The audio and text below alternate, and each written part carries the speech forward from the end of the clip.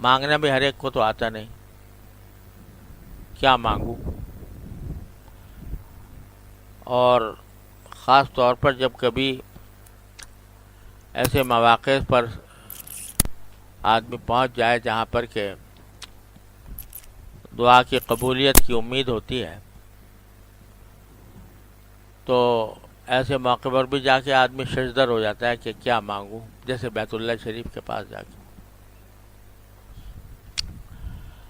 تو نبی کریم سرورت عالم صلی اللہ علیہ وسلم نے دعائیں بھی سکھائیں کہ بھئی کیا چیز مانگنے کی ہے، اور ساتھ ہی ہر دعا کے اندر ایک سبق بھی موجود ہے کہ بھئی تمہارا طرز عمل کیا ہونا چاہیے، اس کا سبق بھی موجود ہے۔ تو اس طرح کی ایک دعا کا بیان میں نے پچھلے جمعہ میں شروع کیا تھا،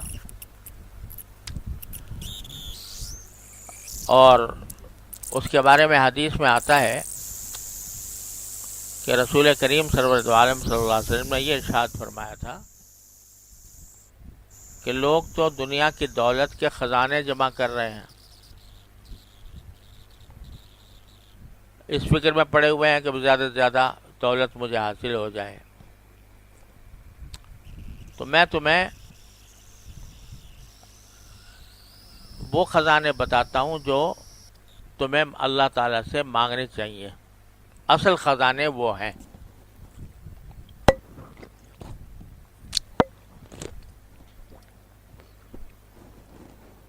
دولت تو آدمی جتنی چاہے جمع کر لے، اگر قناعت نہیں ہے تو کبھی کسی حد پر جا کے رکتا نہیں، اور ملے اور ملے، اس فکر میں رہتا ہے۔ تو نبی کریم صلی اللہ علیہ وسلم نے ارشاد فرمایا کہ میں تمہیں ایسی بتاتا ہوں دعائیں جو خزانے ہیں، اصل خزانے ہیں، کہ وہ اگر تمہیں حاصل ہو جائیں تو دنیا میں بھی خزانے اور آخرت میں بھی خزانے، اور وہ دعا یہ ہے جو مناجات مقبول میں اتبار کی منزل میں لکھی ہوئی ہے کہ اللہم انی اسألک الثبات فی الامر واسألک عزیمت الرشد واسألک شکر نعمتک وحسن عبادتک واسألک لسانا صادقا وقلبا سلیما وخلقا مستقیما واسألک من خیر ما تعلم واستغفرک مما تعلم انک انت علام الغیوب۔ اس میں متعدد چیزیں آپ نے شمار کرائیں کہ یہ مانگو، اور مانگنے کے ساتھ ساتھ اس کا سبق بھی دیا کہ یہ چیز ایسی ہے کہ جو اپنی زندگی میں اپنانے کی ہے۔ تو پہلی چیز فرمایا کہ اللہم انی اسألک الثبات فی الامر، اے اللہ مجھے استقامت عطا فرمائیے دین میں، امر، جیسے پچھلی مرتبہ بھی عرض کیا تھا کہ بکثرت یہ لفظ جو ہے امر کا، یہ دین کے معنی میں آتا ہے قرآن و حدیث میں، تو یہ معنی بھی ہے کہ دین پر استقامت ہو، اللہ بچائے میں کسی گمراہی کا شکار نہ ہو جاؤں، کسی بری صحبت کے نتیجے میں کہیں میں بھٹک نہ جاؤں، بہک نہ جاؤں۔ اور دوسرا اگر دیکھا جائے تو امر، چاہے وہ دین کے معنی میں ہو یا امر عام ہر قسم کا کام، اس میں یہ بتا دیا کہ ہر قسم کے کام میں استقامت یعنی پابندی سے اس کام کو کرنا، یہ ایسی چیز ہے جو مانگنی بھی چاہیے اور جس کی حاصل کرنے کی کوشش بھی کرنی چاہیے۔ جیسے عبادات ہیں، نوافل ہیں، ذکر ہے، تسبیح ہے، تو جو کچھ بھی آدمی اپنا معمول بنا لیا آدمی نے، اس پر استقامت اختیار کرے کہ وہ پابندی اس کی ہو جائے، وہ چھوٹے نہیں کسی بھی حالت، ناغہ نہ ہو۔ اور اس کو بھی رسول کریم سرورت عالم صلی اللہ علیہ وسلم نے ارشاد فرمایا کہ خیر العمل ما دیم علیہ وان قل، بہترین عمل وہ ہے جس کی پابندی کی جائے، چاہے وہ تھوڑا ہی کیوں نہ ہو۔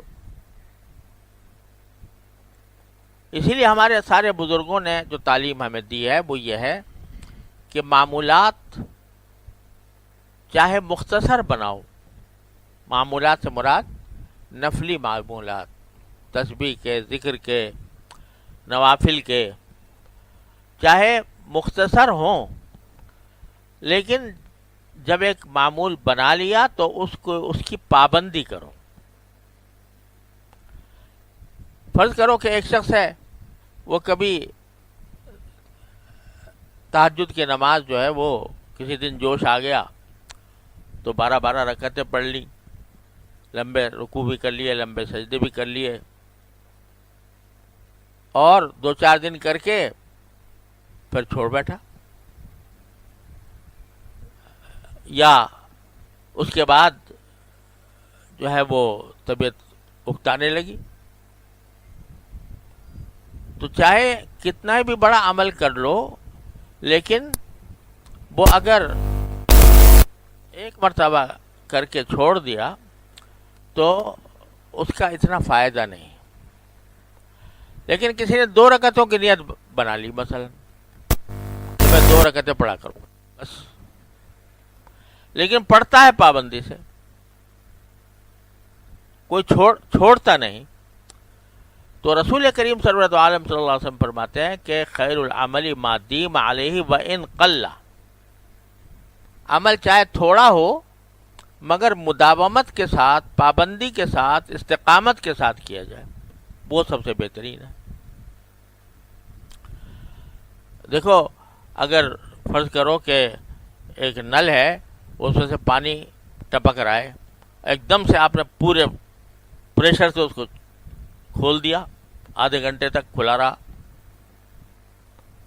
جس پتھر پہ گر رہا ہے اس پتھر پہ کچھ بھی اثر نہیں ہوگا، اور ایک تھوڑا سا کھول دیا تو قطرہ قطرہ گر رہا ہے، قطرہ قطرہ قطرہ قطرہ، لیکن سال ہر سال تک گر رہا ہے، پتھر میں سوراخ کر دے گا، وہ پتھر میں سوراخ کر دے گا۔ تو چاہے عمل تھوڑا ہو لیکن پابندی سے ہو تو وہ پھر انسان کی زندگی میں بھی تبدیلی لاتا ہے، اللہ تعالیٰ کے ہاں بھی اس کی مقبولیت زیادہ ہوتی ہے، اور اس کے فوائد دنیا اور آخرت میں ملتے ہیں۔ اس لیے ہم مانگ رہے ہیں اللہ تعالیٰ سے، یا اللہ مجھے استقامت عطا فرما، ثابت قدمی عطا فرما، ثبات عطا فرما امر میں، دین کے امر میں۔ یہاں سکھا بھی دیا، یعنی دعا بھی مانگی اور دعا سکھائی بھی کہ یہ مانگو، اور یہ عمل بتا دیا، تعلیم دے دی کہ ثبات کو حاصل کرنے کی کوشش کرو، جو کام بھی کرو مستقل مزاجی سے کرو۔ یہ جو بعض اوقات لوگوں میں تلون ہوتا ہے کہ کبھی کچھ کر لیا، کبھی کچھ کر لیا، کبھی کس طرف چلے گئے، کبھی کس طرف چلے گئے، اس سے دنیا کے بھی فوائد حاصل نہیں ہوتے۔ دنیا کے کاموں کے اندر بھی ضرورت ہے کہ آدمی استقامت کے ساتھ کرے، جو کام بھی شروع کیا اس کو اپنے انجام تک استقامت سے پہنچائے۔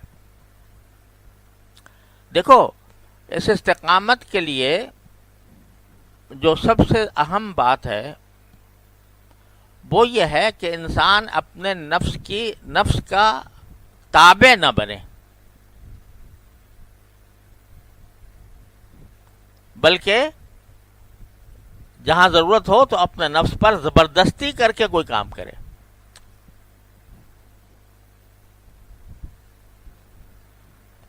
جب انسان کوئی کام کرتا ہے، بعض اوقات لمبے لمبے کام بھی شروع کر دیے، اس میں مرحلے ایسے آتے ہیں کہ کبھی دل لگ رہا ہے، کبھی نہیں لگ رہا ہے، کبھی سستی ہو رہی ہے، کبھی کائلی ہو رہی ہے، کبھی بڑے نشاط کے ساتھ موقع مل رہا ہے، کر رہا ہے آدمی کام اس کو، کسی وقت بالکل دل بجھ گیا، اٹھتا ہی نہیں، بالکل نہیں دل چاہ رہا. بس یہ موقع ہوتا ہے امتحان کا. اس موقع پر اگر آدمی اپنی سستی اور کاہلی کے پیچھے چل پڑا اور اس نے اس سستی اور کاہلی کی وجہ سے کہ طبیعت دل نہیں چاہ رہا بھائی اس وقت کام کرنے، تو اگر اس وقت چھوڑ دیا اس نے، بس ہار گیا. اور اگر وہ ڈٹ گیا کہ دل چاہ رہا ہو نہ چاہ رہا ہو کروں گا یہی،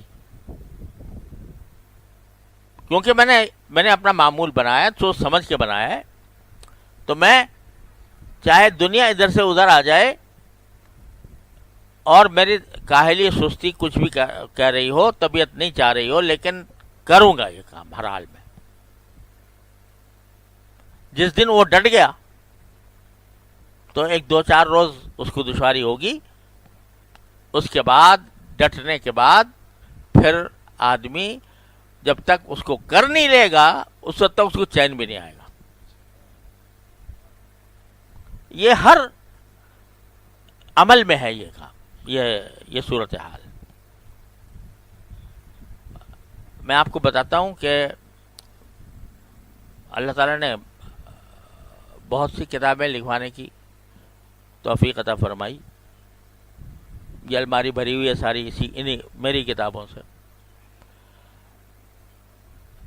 اور شاید ہی کوئی کتاب ایسی ہو کہ جب درمیان میں پہنچ گیا، اس کی تالیف کے درمیان پہنچ گیا، تو ایک ایسی حالت طاری ہوتی ہے کہ بس جو ہے اس کی طرف مڑ کے دیکھنے کو بھی دل نہیں چاہتا. ایسی حالت طاری ہوتی ہے لمبی لمبی کتابوں میں، جو کئی جلدوں کی کتاب، جب آدھے میں پہنچ گیا طبیعت اٹھاٹ ہو گئی. اور خاص طور سے یہ تصور کر کے، یہ تصور نہیں کہ کتنا ہو گیا، یہ سوچ کے کتنا باقی ہے، دل اچاٹ ہو گیا، بیٹھنے کو دل ہی نہیں چاہتا، اس طرف دھیان کرنے کو بھی دل نہیں چاہتا. یہ تقریباً ہر تالیف میں مجھے پیش آیا ہے یہ واقعہ. یہ اب بس وہ اس وقت اللہ نے توفیق عطا فرمائی کہ میں نے کہا کہ دل چاہے یا نہ چاہے کرنا ہے یہ کام. وہ وقت جو مقرر کیا ہے اس کام کا، اس کو میں وہیں بیٹھوں گا، قلم ہاتھ میں لے کے بیٹھوں گا، کتاب سامنے رکھ کے بیٹھوں گا. نہیں سمجھ میں آ رہا نہ آئے، وقت بیکار جاتا ہے چلا جائے، لیکن یہ کروں گا ضرور. میں آپ سے صحیح کہہ رہا ہوں کہ بہت سی کتابوں میں میرے ساتھ یہ واقعہ پیش آیا، اور چند دن دل پر آرے چل گئے، دل پہ پتھر رکھے گئے، لیکن اللہ تعالیٰ نے اپنے فضل و کرم سے جب وہ 2-4 دن ذرا یہ تکلیف کے گزرے تو اس کے بعد پھر طبیعت اللہ نے کھول دی. یہ انسان کے بس میں کچھ بھی نہیں ہے، وہ کتنے علمی کام کر لے، کتنے تصنیف کر لے، کتنے بیان کر لے، کچھ بھی کر لے، انسان کے بس میں نہیں ہے. اگر کسی کو اس کے اوپر گھمنڈ ہو جائے کہ میں نے یہ کام کیا، میں نے یہ کام کیا، اللہ تعالیٰ دکھاتے ہیں کہ تو نے کیا کیا، تیری کیا حیثیت تھی جو تو کرتا، تیرا تو دل بند ہو گیا تھا، تجھ سے تو ہاتھ قلم کی طرف چل نہیں رہا تھا، لیکن ہم نے پھر چلا دیا تجھے، جب ہم نے دیکھا کہ تو جو ہے وہ اپنے اوپر زبردستی کرنے کو تیار ہے، تو ہم نے کھول دیا تیرا راستہ۔ تو انسان کے بس میں تو حقیقت میں کچھ ہے نہیں۔ ایک جس کو انسان اختیار کہتا ہے نا، وہ ایک اختیار مجہول الکن قسم کا اختیار ہے، جس کی حقیقت کا بھی پتہ نہیں ہمیں کیا ہے، وہ دے رکھا ہے اللہ میاں نے، لیکن اس اختیار کو استعمال کر کے جو اللہ تعالیٰ بناتے ہیں کام، وہ انسان کے بس کا نہیں ہے۔ لہذا یہ فرمایا کہ بھئی جو کام کرو ثبات کے ساتھ، دل پر آرے چل جائیں، لیکن کروں گا ضرور۔ جب تک انسان یہ عزم کر کے نہ بیٹھے گا، اس وقت تک اس کو ثبات حاصل نہیں ہو سکتا۔ اور یہ جملہ میں نے آپ کو پتہ نہیں اپنی مجلسوں میں کتنی مرتبہ سنا ہے، حضرت حکیم الامت مولانا تھانوی قدس اللہ تعالیٰ سے رہو کا، اور جتنی مرتبہ بھی سنو بڑا عظیم سبق ہے۔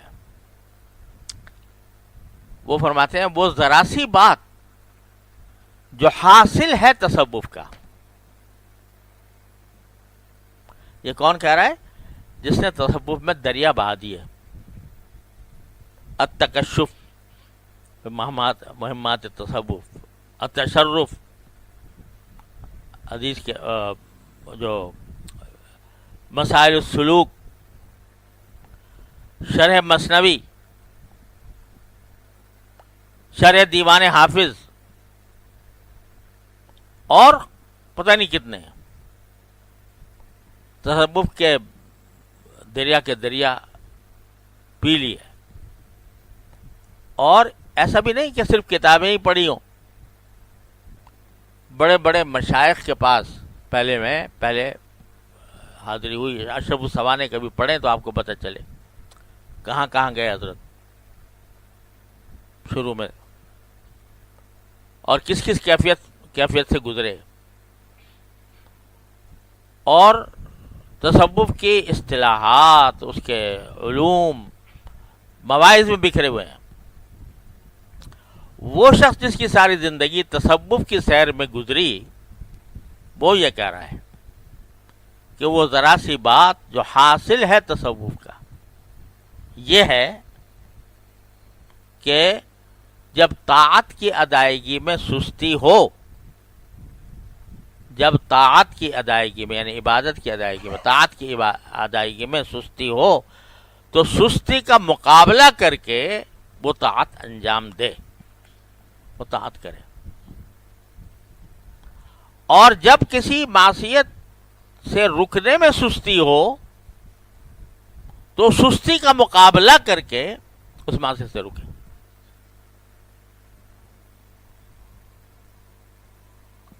کہ اپنے خلاصہ کیا ہوا؟ طاعات میں بھی اپنے اوپر زبردستی کر کے کرنا ہے، دل چاہ رہا ہو یا نہ چاہ رہا ہو، مزہ آ رہا ہو یا نہیں آ رہا ہو۔ اور معصیت سے رکنے میں بھی اپنے آپ پر زبردستی کرنی ہے۔ جب تک اپنے آپ پر زبردستی کرنے کی عادت نہ پڑے گی تو انسان بچ نہیں سکتا۔ تو جو طاعت کی ادائیگی میں سستی ہو، اس سستی کا مقابلہ کر کے وہ طاعت کرے، اور جس معصیت سے بچنے میں معصیت کا تقاضا ہو دل میں، اس معصیت سے اپنے اوپر زبردستی کر کے بچے۔ اسی سے تعلق مع اللہ پیدا ہوتا ہے اور اسی سے ترقی کرتا ہے۔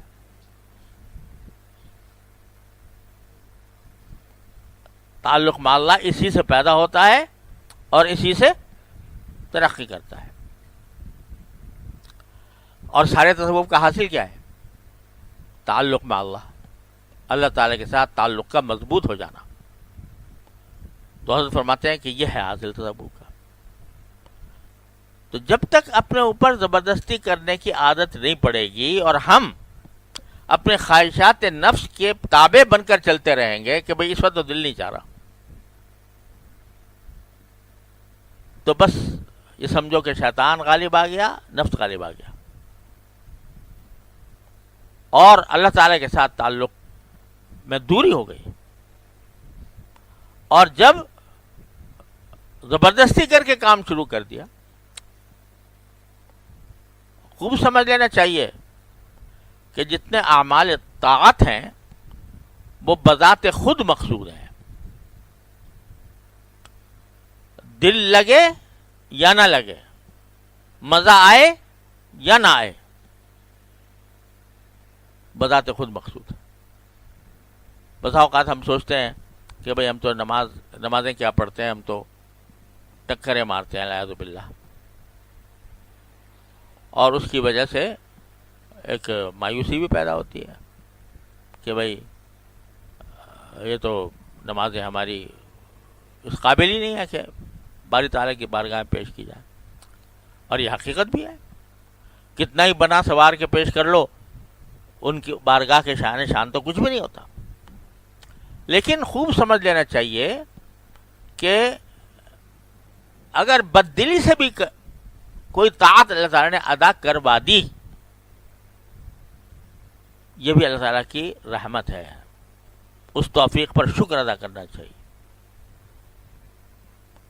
اور جو کوتاہیاں ہوئی ان پر استغفار چاہیے۔ یہ کہنا بالکل غلط بات ہے کہ بھائی ٹھیک ہے، ہر انسان کو کوشش کرنی چاہیے کہ نماز کے اندر اس کو خشوع کامل حاصل ہو، لیکن خشوع کامل بسا اوقات حاصل نہیں ہوتا، ذہن بھٹک رہا ہے، ادھر جا رہا ہے ادھر جا رہا ہے، اور خشوع حاصل نہیں ہوتا، تو مایوسی ہو جاتی ہے کہ بھئی یہ تو ہم سے ہوگا نہیں کبھی بھی زندگی بھر۔ تو پہلی بات تو یہ ہے کہ کوشش انسان کے ذمہ بے شک ہے، لیکن خشوع کا واقعتاً حاصل ہو جانا یہ ہمارے اختیار سے باہر ہے۔ لہذا اگر فرض کرو کہ باوجود کوشش کے بالکل دل لگا ہی نہیں نماز میں، باوجود کوشش کے نہیں لگا، خیالات آ رہے ہیں منتشر قسم کے، تو یہ نہ سمجھو کہ بیکار گئی نماز۔ ارے یہ پیشانی جب وہاں ٹیک دی، یہ بذات خود مقصود ہے، یہ بذات خود عمل مقصود ہے، مزہ آ رہا ہو نہ آ رہا ہو، دل لگ رہا ہو نہ لگ رہا ہو، قبول ہو کہ نہ ہو، پھر بھی ایک نعمت ہے، وہ سجدہ جس کو تیرے آستاں سے نسبت ہے۔ یہ بھی ہر ایک کو نہیں ملتا، تو جتنا مل گیا اس کو غنیمت جانو، اس پر اللہ کا شکر ادا کرو، اور کوشش کرتے رہو اپنی سی۔ اور اس کا طریقہ بتا دیا بزرگوں نے کہ بھئی جب الفاظ زبان سے ادا کرو نماز کے اندر، کوشش کرو کہ نماز دھیان ان الفاظ کی طرف رہے۔ غیر اختیاری طور پر خیالات آ رہے ہیں تو وہ معاف ہے، پھر جب دھیان آ جائے پھر دوبارہ آ جاؤ، یہی کرتے رہے ساری زندگی، تو بذات خود مقصود ہے۔ یہ عمل بذات خود مقصود ہے، خوب سمجھ لو۔ عمل کے اندر دل لگنا، عمل کے اندر لطف آنا، حظ حاصل ہونا، رقت طاری ہونا، گریہ آ جانا، یہ مقصود نہیں، محبوب ہے، ہو جائے تو اچھا ہے، نعمت ہے اللہ کی، نہیں ہوا تو اس کی وجہ سے یہ نہ سمجھو کہ عمل بیکار گیا، شکر ادا کرو کہ اللہ نے وہ توفیق دے دی۔ ایک صاحب نے حضرت حکیم الامت قدس صلی اللہ تعالیٰ سرہ سے عرض کیا کہ حضرت کیا کریں، بہت کوشش کرتے ہیں، نماز میں دل لگتا ہی نہیں۔ تو حضرت نے مختصر سا جواب دیا کہ بھئی دل لگنا فرض نہیں، لگانا فرض ہے. سمجھے؟ لگانے کی کوشش فرض ہے، لگنا کچھ فرض نہیں. اگر نہیں لگا باوجود کوشش کے تو وہ پریشان نہ ہو، جو کچھ ہو گیا وہی مقصود ہے اللہ تبارک و تعالیٰ کی. حضرت گنگوئی رحمۃ اللہ علیہ فرماتے ہیں کہ میں مبارکباد دیتا ہوں اس شخص کو جو ساری زندگی نماز پڑھتا رہا، ایک وقت بھی نماز میں مزہ نہ آیا، لیکن اسے نماز چھوڑی نہیں، پڑھتا رہا. کہتے ہیں میں اس کو مبارکباد دیتا ہوں. کیوں دیتا ہوں؟ اس لیے کہ اگر مزہ آ رہا ہوتا تو وہ مزے کی خاطر پڑھ رہا ہوتا نا. اور جہاں مزہ نہیں آ رہا تو وہ حکم ربی کے تحت پڑھ رہا ہے، میرے مالک کا حکم ہے لہذا پڑھ رہا ہوں، دل لگے نہ لگے. اور انسانوں کے حالات مختلف ہوتے ہیں. ہمارے حضرت والا رحمۃ اللہ علیہ ایک مثال دیا کرتے تھے کہ دیکھو آدمی میں فرق ہوتا ہے. ایک شخص ہے ریٹائرڈ زندگی گزار رہا ہے، نہ اس کو کہیں ملازمت کرنی ہے، نہ کہیں معاش کی فکر کرنی ہے، نہ کہیں دکان پہ جا کے بیٹھنا ہے، نہ کوئی اور مزدوری کرنی ہے. ریٹائرڈ بیٹھا ہے آرام سے، پینشن مل رہی ہے، بچے کام پہ لگے ہوئے ہیں، تنخواہ آ رہی ہے، گھر میں کھانے کا انتظام موجود ہے، کوئی معاش کی فکر نہیں، اور آرام کی زندگی گزار رہے ہیں. اب وہ ایسا کرتا ہے کہ نماز کی ادھر اذان ہوئی اور وہ ادھر گھر سے نکلا وضو کر کے، انتظار رہتا ہے، قلبہ معلق بالمساجد، اس کا دل جو ہے نماز میں مسجد میں اٹکا رہتا ہے اور دیکھتا رہتا ہے کہ نماز کا وقت کب ہوگا. تو وہ نکل پڑا پہلے ہی اذان سے پہلے، جا کے وہاں پر بیٹھا، آرام سے سنتیں پڑھی، نفلیں پڑھی، تسبیحات پڑھتا رہا، جماعت میں شامل ہو گیا. جماعت میں اس کی تلاوت سے لطف اندوز ہو رہا ہے، اس کی قرات سے لطف اندوز ہو رہا ہے، اور پورا دھیان جو ہے وہ نماز کی طرف کر کے پڑھ رہا ہے. آ گیا ایک تو یہ ہے شخص. ایک شخص وہ ہے کہ جو بیچارہ ٹھیلے پر چیزیں بیچتا ہے آوازیں لگا کر، اور اسی میں اس کے ساری روزی اس سے وابستہ ہے. ٹھیلا چلا کے یا کہیں کھڑا کر کے لوگ آ رہے ہیں، خریداری کر رہے ہیں، بیچ رہا ہے. اب ایک دم سے وہاں ٹھیلے پہ کھڑا تھا، خریدار آ رہے تھے، ایک دم سے نماز کا وقت ہو گیا، مسجد جانے کا وقت ہو گیا. تو اس نے عین جب نماز کھڑی ہونے لگی تو اس نے کہیں ٹھیلا ایک طرف کھڑا کیا اور جا کے جماعت میں کھڑا ہو گیا. جماعت میں کھڑا ہو گیا اللہ اکبر کہہ کے، اور جو ہے دل کہیں دماغ کہیں، دل لگا ہوا ہے کہ میں ٹھیلا چھوڑ کے آیا ہوں، کوئی اٹھا کے نہ لے جائے، خریداروں کو چھوڑ کے آیا ہوں، وہ آئیں گے پھر نہیں آئیں گے، وغیرہ وغیرہ. ان خیالات میں مگن ہے. اسی میں اللہ اکبر کر کے اس نے رکوع بھی کیا، اسی حالت میں سجدہ بھی کیا، اور ساری نماز پڑھ کے السلام علیکم ورحمۃ اللہ، پھر آ کے اپنے ٹھیلے پہ لگ گیا. تو ہمارے حضرت والا فرماتے تھے یہ بتا روحانیت کس میں زیادہ ہے؟ تو فرماتے تھے کہ روحانیت اس میں اتنی نہیں ہے جتنی اس میں ہے، اس ٹھیلے والے میں ہے. کیوں؟ اس لیے کہ وہ فارغ بیٹھا ہے. وہ اگر اس کو ساری دنیا سے منہ موڑ کے اگر وہ کھڑا ہوا نماز میں، تو اس کو نہ کوئی فکر ہے، نہ معاش کی فکر ہے، نہ اس کو کمانے کی فکر ہے، نہ اس کو کوئی اس کے اوپر تقاضا لگا ہوا ہے. آرام سے ہے، آرام کی زندگی گزار رہا ہے. تو گھر میں پڑا رہتا ہو تو اچھا ہوا، آ گیا مسجد میں کھڑا ہو گیا نماز پڑھی. تو بخلاف اس شخص کے کہ اس کو اپنے بیوی کے بچوں کو بھی کھلانا ہے، خود اپنے بھی پیٹ بھرنا ہے، ٹھیلا بھی چلانا ہے، اس کے اندر اس کی بکری بھی کرنی ہے وغیرہ وغیرہ. ہزار افکار کا مجموعہ ہے اس کے اوپر. اور پھر لیکن یہ باوجود افکار کے مجموعہ ہونے کے جب پکار آئی تو سب چھوڑ چھاڑ کے کھڑا ہو گیا. دل کہیں دماغ کہیں، لیکن کھڑا ہو گیا. فرمایا یہ روحانیت اس میں زیادہ ہے.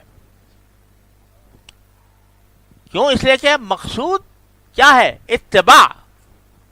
سارے دین کا خلاصہ یہ سمجھ لو، دین کا خلاصہ ہے اتباع. جس وقت جو حکم ہے اس وقت اس کو بجا لانا. تو وہ اس نے اپنے حد تک بیچارے نے اپنی بساط کے مطابق وہ بجا لایا. میں نے اپنے والد ماجد قدس اللہ تعالی سرہ سے یہ واقعہ بار بار سنا کہ حضرت عبداللہ ابن مبارک رحمۃ اللہ علیہ بڑے درجے کے فقیہ بھی ہیں، محدث بھی ہیں، امام بھی ہیں، اور ان لوگوں میں سے ہیں جن کو اللہ تعالیٰ چن لیتا ہے. اس لیے کہ شروع میں ہی اوباش قسم کی زندگی گزارتے تھے، اور ان کا بڑی جائیدادیں تھی، باغ تھے، کیا کچھ تھا. تو ایک مرتبہ یہ جب باغ میں پھل آ رہے تھے تو اپنے گھر والوں کے ساتھ جا کے وہاں باغ میں مقیم ہو گئے. اس میں پھل بھی کھانا، اس میں گانا بجانا بھی، اس میں خدا جانے کیا کچھ، جیسے کہ آزاد لوگوں کی روش ہوتی ہے. تو ایک مرتبہ کھایا پیا، اس کے بعد جو ہے وہ ہوتا تھا ساز، وہ ساز بجاتے تھے، گانا اس پر گایا جاتا تھا. تو ایک مرتبہ جو ساز اٹھایا تو وہ چلتا ہی نہیں، آواز ہی نہیں آتی. تو تھوڑی دیر بعد جب دیکھا تو اس میں سے گانے کے بجائے ایک قرآن کریم کی آیت کی آواز آ رہی. اور قرآن مجید طرح خطاب کرتا ہے الم یعن للذین آمنوا ان تخشع قلوبهم لذکر اللہ وما نزل من الحق. یہ آواز آ رہی ساز میں سے کہ کیا ایمان والوں کے لیے اب بھی وقت نہیں آیا کیوں کہ ان کے دل اللہ کے ذکر کے لیے پسیجے ہیں.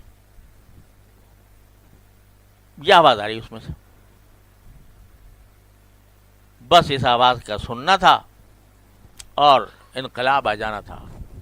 سب ساز سرود سب توڑ تاڑ کے اور لگ گئے خدمت. حدیث پڑھی، حدیث کے امام بنے، فقہ پڑھی، فقہ کے امام بنے، زہد اور تصوف کے امام بنے. کتابیں ہیں ان کی، ایک کتاب تھوڑی ہے اس کے اوپر، کیا نام ہے جو تصوف پر کتاب ہے، زہد پر ہے، نہیں اس کا نام کچھ اور ہے. بہرحال تو اتنے بڑے امام، یہ جو قرآن شریف فرماتا ہے نا اللہ یجتبی الیہ من یشاء ویہدی الیہ من ینیب، کہ اللہ تعالیٰ جس کو چاہتا ہے اپنی طرف کھینچ لیتا ہے. تو اللہ کے ایسے بندے ہوتے ہیں جن پر اللہ تبارک و تعالیٰ فضل فرماتا ہے. تو ان میں سے تھے یہ عبداللہ بن مبارک رحمۃ اللہ علیہ. اور پھر مجھے بات یاد آ گئی حضرت والا کی کہ جو الفاظ ہیں نا اللہ یجتبی الیہ من یشاء، تو اس کے ظاہری معنی تو یہ ہے کہ اللہ تعالیٰ جس کو چاہتا ہے اس کو کھینچ لیتا ہے.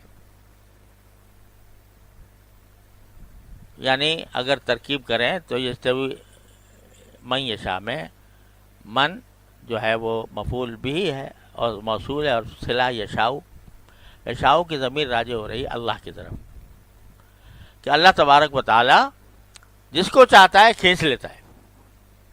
ہمارے ساتھ فرماتے تھے کہ اس کے اندر ایک دوسرا احتمال بھی ہے، وہ ہے کہ یشاؤ کی ضمیر خود بندے کی طرف، من کی طرف ہو۔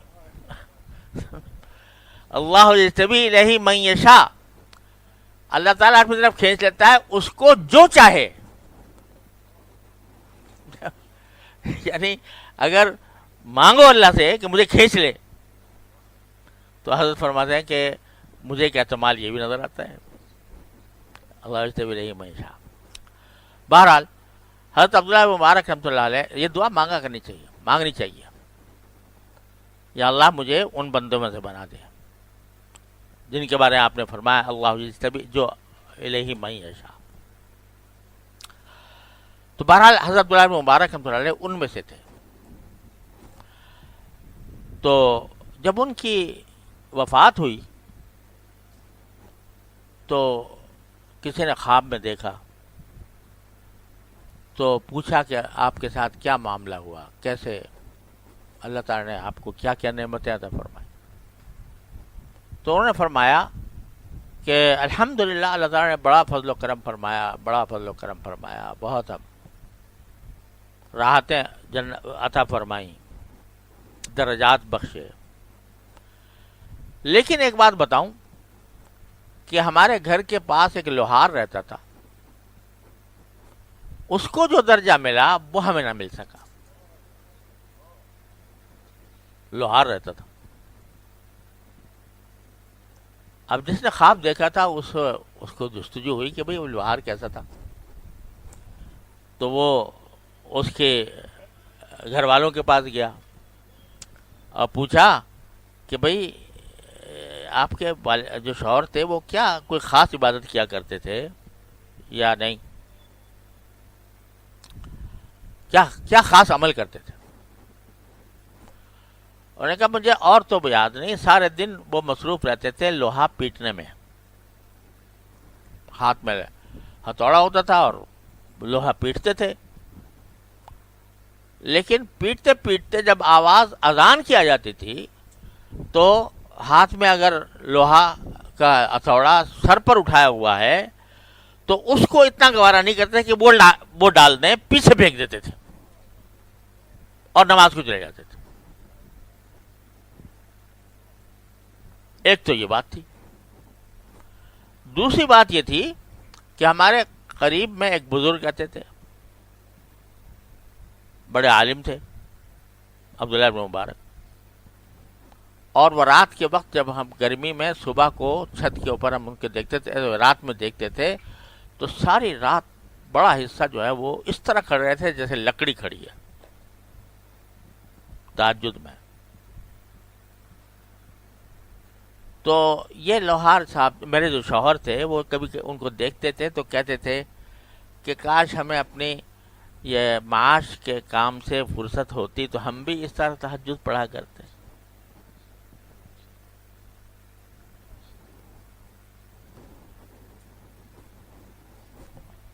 تو یہ جو اپنا فرض کام تھا اس میں تو یہ تھا عمل کہ بس ہتھوڑے کو پیچھے ہی پھینک دیا اور جا کے جماعت میں شامل ہو گئے، اور جو نوافل ہیں ان کے بارے میں حسرت تھی، اس کو کہتے ہیں حسرت نایافت، جو چیز ابھی حاصل نہیں ہوئی اس کی حسرت۔ بعض اوقات اس حسرت نایافت بھی اللہ تعالیٰ کے ایسی قبول ہو جاتی ہے کہ جو چیز نہیں ملی اس کی حسرت، یہ بالآخر اللہ تبارک و تعالیٰ اس کو وہ چیز عطا فرما دیتے ہیں جس کی حسرت تھی۔ تو کہتے ہیں بس یہ دو عمل تھے۔ عبداللہ مبارک فرماتے ہیں کہ ہمیں وہ درجہ نہ ملا جو اس لوہار کو مل گیا، کہ وہ اپنے ضرورت کے وقت میں اس کو کھانے پینے کی ضرورت ہے، اس کو اپنے کمانے کی ضرورت ہے، اس میں مشغول ہے، اس کے باوجود جب وقت آتا ہے فرض کا تو فریضے کو تو اس کو چھوڑ دیتا ہے، فریضہ جا کے ادا کرتا ہے، نوافل زیادہ نہیں پڑھتا، لیکن حسرت ضرور کرتا ہے کہ کاش میں بھی اس طرح پڑھا کرتا. اللہ تعالیٰ نے اس کو آگے پہنچا دیا.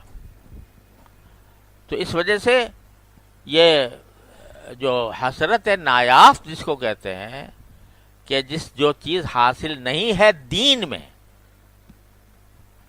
دین سے مراد نوافل، کہ نوافل میں جو نفلی عبادات ہیں ان کی حسرت نہیں ہے، وہ حاصل نہیں ہے، لیکن حسرت ہے دل میں.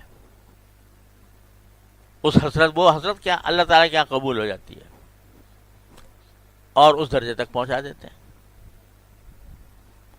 ہماری سب سے بڑی بہن تھی مرحومہ، سب سے بڑی بہن، اللہ اکبر. وہ ایک دن ہمارے حضرت والد صاحب رحمۃ اللہ علیہ سے کہنے لگی کہ ابا جی دعا کر دیجئے، میرا بہت دل چاہتا ہے حج کرنے کا، اللہ تعالیٰ حج کی بھی توفیق دے دے. تو حضرت والد صاحب نے فرمایا دل چاہتا ہے تمہارا حج کو؟ کہ جی دل چاہتا ہے. کہا نہیں چاہتا تمہارا دل، تمہارا دل نہیں چاہتا، تمہیں کوئی شوق نہیں ہے حج کا. حج ابا جی بہت شوق ہے. کہا اگر شوق ہوتا تو کچھ انتظام کرتی. ابا جی ملتا بچتا ہی نہیں کہ میں کوئی انتظام تنگی کے حالات میں زندگی گزاری، تو اتنا بچتا ہی نہیں کہ میں بچاؤں حج کے لیے. تو والد صاحب نے فرمایا ایک آنا نہیں بچا سکتی، ایک آنا ہے 2 آنا روزانہ. اس زمانے میں روپیہ بھی ایک چیز ہوتی تھی، اب تو روپے کی کوئی قدر و قیمت نہیں ہے. تو وہ 2 آنے بھی کچھ رکھتے تھے قیمت. تو کہا 2 آنے 4 آنے نہیں بچا سکتی روز؟ ہاں جی اتنا تو بچا سکتی. کہا بچاؤ، پھر ایک تھیلا بناؤ اور اس میں یہ پیسے رکھا کرو کہ میں جب پیسے جمع کر رہی ہوں، جب اللہ تعالیٰ توفیق دے گا تو اس سے حج کروں گی. بات آئی گئی ہو گئی. اس واقعے کے چند، شاید پتہ نہیں اس واقعے کو کتنا وقت گزرا ہوگا، 1 1.5 سال واللہ عالم، ان کا انتقال ہو گیا. تو جب ان کے سامان کو دیکھا گیا تو ایک تھیلا نکلا، اس پہ لکھا ہوا تھا حج کے پیسے، اور اس میں سے 65 روپے نکلے. 65 روپے اس میں سے نکلے. بعض والد صاحب رحمۃ اللہ کے سامنے وہ آیا، والد صاحب پر ایک گریہ طاری ہو گیا، اور پھر یہ واقعہ سنایا. پھر فرمایا کہ انشاءاللہ اسی 65 روپے سے میں اس کا حج کراؤں گا. اس زمانے 65 بھی بہرحال ایک. تو اس وقت حضرت والد صاحب رحمۃ اللہ علیہ نے مکہ مکرمہ کے ایک آدمی سے ان کا حج کروایا. مکہ مکرمہ کے ایک آدمی سے وہیں سے جا کے وہ حج کر لے. اس میں 65 روپے، یہ 65 روپے ہو سکتا تھا اس وقت. وہ انہوں نے حج کروایا، اور اس سال خود بھی حج میں تشریف لے گئے. اور فرماتے ہیں کہ میں اپنے خیمے میں عرفات کے دن نماز ظہر کے بعد وقوف میں مشغول تھا. ایک دم سے دیکھا، نعیمہ نام تھا میری بڑی بہن کا، چانس دیکھا نعیمہ جبل رحمت پہ چڑھ رہی.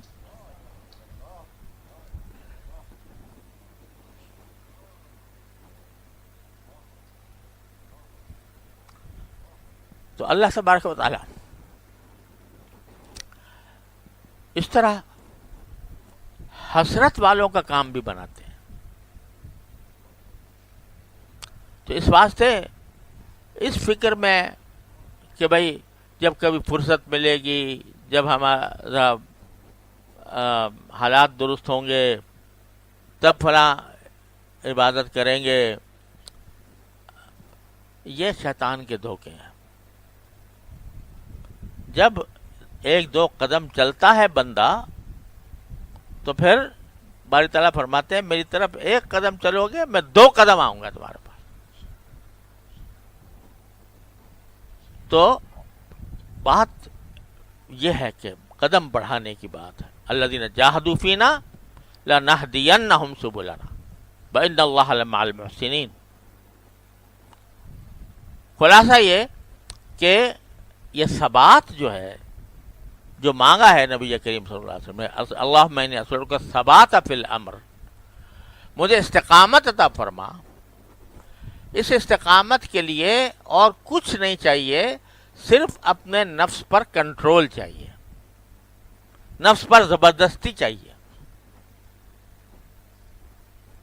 اور یہ زبردستی عام آدمی، ہر آدمی کرتا ہے جہاں اس کو اہمیت ہوتی ہے. جس کام کی اہمیت ہوتی ہے اس میں انسان اپنے اوپر زبردستی کرتا ہی ہے. ایک آدمی ملازم ہے، کہیں نوکری لگی ہوئی ہے، اور صبح کو اس کو 8 بجے گھر سے نکلنا ہے. اب اگر نیند آ رہی ہو، سستی ہو رہی ہو، کاہلی ہو رہی ہو، دل چاہ رہا ہے کہ بس سو جاؤں، میں جاؤں نہیں، کیا کرے گا؟ سو جائے گا. ہزار سستی ہو رہی ہو، کاہلی ہو رہی ہے، نوکری چلی جائے گی. اگر میں نہیں گیا تو آمدنی بند ہو جائے گی، کھاؤں گا کہاں سے؟ کیونکہ اس کی اہمیت دل میں ہے، اس واسطے ساری کاہلی، ساری سستی دور ہو جائے گی اور چل کھڑا ہوگا. نتیجہ ہے کہ آخر میں تنخواہ ملے گی آخر میں جا کے. اور اگر پڑھ کے سو گیا کہ جس دن بھی طبیعت نہیں مانی جانے کو، چلو بھائی آج دل نہیں چاہ رہا، سو جاؤ، سو گیا، تو ایسا آدمی کو کان پکڑ کے نکال دیں گے لوگ کہ تم اس قابل نہیں ہو. تو زبردستی ہر انسان کرتا ہے. کہاں کرتا ہے؟ جہاں اس کو جس کام کی اس کے دل میں اہمیت ہوتی ہے، اس کے لیے کرتا ہے زبردستی. سارا کھیل یہ ہے کہ جن دین کی عبادات اور طاعات کے معاملے میں وہ جو ہماری ہمت ہے وہ جواب دے جاتی ہے. دل نہیں چاہ رہا، نہ صحیح، پھر دیکھ لیں گے کبھی. اس کا نتیجہ ہے کہ ثبات حاصل نہیں ہوتا. اور اس ہمت کو پیدا کرنے کے لیے بھی یہ ہمت بھی اللہ سے مانگو اور یہ دعا کرو، اللہم انی اسألک الثبات فی الامر. اے اللہ، میں آپ کے اس امر کے میں دین کے معاملے میں بھی اور دنیا کے بھی ہر معاملے میں اللہ میں استقامت چاہتا ہوں. تو اگر مانگتے رہو گے تو اللہ تعالیٰ ضرور دیں گے انشاءاللہ. سکھایا اس لیے جا رہا ہے. رسول کریم سرورت عالم صلی اللہ علیہ وسلم یہ دعا تلقین فرما رہے ہیں تو ایسی بلا وجہ تو نہیں کر رہے، اس لیے کر رہے ہیں تاکہ ہم وہ مانگیں، اس کی اہمیت دل میں پیدا کریں، اور اس اہمیت پیدا کر کے ذرا تھوڑا سا اپنی ہمت کو تازہ کریں. اپنے اگر عادت پڑ گئی، خدا نہ کرے کہ بس جس طرح طبیعت مائل ہوئی بس وہی کام کرنا ہے، نہیں مائل ہے تو نہیں کرتے، یہ دنیا اور آخرت دونوں کی تباہی کا راستہ ہے. آدمی صرف اپنے نفس کی خواہشات کے پیچھے چل پڑے تو یہ ہے تباہی کا راستہ. نہ دنیا میں کسی کام کا رہے گا، نہ آخرت میں رہے گا اگر وہ اپنے نفس کے پیچھے چلتا رہا. سرکار دو عالم صلی اللہ علیہ وسلم نے ارشاد فرمایا کہ الکیس من دان نفسہ وعمل لما بعد الموت. عقل مند وہ ہے جو اپنے نفس کو کچلے، نفس خواہشات کو کچلے اور مرنے کے بعد کے لیے کام کرے کہ مرنے کے بعد میرا کیا ہونے والا ہے. والعاجز من اتبع نفسه هواها وتمنى علی اللہ، اور عاجز وہ شخص ہے کہ اس نے اپنے آپ کو اپنے خواہشات نفس کے پیچھے لگایا ہوا ہے، جو دل چاہ رہا ہے کر رہا ہے، حلال ہو یا حرام ہو، جائز ہو یا ناجائز ہو، جو دل چاہ رہا ہے کر رہا ہے، اور ساتھ میں امیدیں بنائے بیٹھا ہے اللہ بڑا غفور الرحیم ہے، مجھے معاف کر دے گا۔ معافی اس وقت ہوتی ہے جبکہ انسان اپنی طبیعت کے اندر کچھ ندامت تو پیدا کرے، جب پیچھے لگایا ہوا ہے خواہشات کے اور امیدیں باندھ رہا ہے، آرزویں باندھ رہا ہے کہ اللہ معاف کر دے گا، ایسے شخص کی معافی نہیں ہوتی۔ لہذا جو ہے خلاصہ کیا نکل رہا ہے، وہ حاصل ہے تصوف کا کیا؟ زبردستی، اپنے اوپر زبردستی۔ جس طاعت میں سستی ہو اس کا مقابلہ کر کے کرو اس کو، جس معصیت کا تقاضا ہو اس تقاضے کو کچل کر اس سے بچو، اور اس کے لیے معاون ہو جاتا ہے۔ اصل تو خرا تصوف یہ ہے، اس کے لیے معاون ہو جاتے ہیں یہ اذکار اور تسبیحات، کیونکہ اس میں جو کہ نا پہلا جو مسئلہ ہے نا طاعات کا انجام دینا، اس میں بھی لڑائی کرنی پڑتی ہے اپنے نفس سے، لیکن وہ ذرا کم ہوتی ہے۔ معصیت جو ہے اللہ بچائے، اس میں لڑائی زیادہ زبردست ہوتی ہے، کشتی بڑی زبردست ہوتی ہے، تو اس میں آدمی کو طاقت چاہیے کشتی لڑنے کے لیے، اپنے خواہشات نفس سے کا مقابلہ کرنے کے لیے۔ اس طاقت کا ایک حاصل کرنے کا ذریعہ ہے ذکر اللہ، اللہ کا ذکر۔ ذکر اللہ کا زبان پر رہے۔ ایک تو اب کچھ معمولات ایسے جو بنا لے آدمی کہ بھئی روزانہ یہ ذکر کرنا ہے، اور دوسرے زبان پر جتنا ذکر رہے گا، چلتے پھرتے اٹھتے بیٹھتے، الذین یذکرون اللہ قیاما وقعودا وعلی جنوبہم، وہ ذکر چاہے تلاوت کی شکل میں ہو یا اللہ تعالیٰ کی نعمتوں کے شکر میں کی شکل میں ہو، یا اللہ تعالیٰ سے کچھ مانگنے کی شکل میں ہو، لیکن اگر عادت ڈال لی اس بات کی کہ میری زبان جو ہے وہ تر رہے اللہ کے ذکر سے، اور میں کچھ نہ کچھ مانگتا رہوں، کسی ایسے موقع پر جانا ہو رہا ہے جہاں اندیشہ ہے کہ کہیں میں گناہ میں مبتلا نہ ہو جاؤں، تو مانگتے ہوئے جاؤ، یا اللہ کہیں میں مبتلا نہ ہو جاؤں، مجھے بچا لیجیے گا۔ یہ سب ذکر ہے۔ جتنا ذکر ہوگا اتنا ہی نفس اور شیطان کے مقابلے میں طاقت پیدا ہوگی۔ تو بس اللہ تعالیٰ ہمیں اس کی توفیق عطا فرمائے۔ خلاصہ یہ کہ استقامت حاصل کرو، اللہ سے مانگو استقامت، اور استقامت حاصل کرنے کا راستہ کیا ہے؟ اپنے نفس پر زبردستی، اور زبردستی کی قوت حاصل کرنے کے لیے کیا ہے؟ ذکر اللہ۔ یہ اللہ تعالیٰ سبق ہمیں پڑھ کر اس پہ عمل کی توفیق عطا فرما دے تو ہمارے بے شمار مسائل اس سے حل ہو جائیں۔ اللہ تعالیٰ ہم سب کو توفیق عطا فرمائے۔ وصلی اللہ تعالیٰ علی خیر خلق۔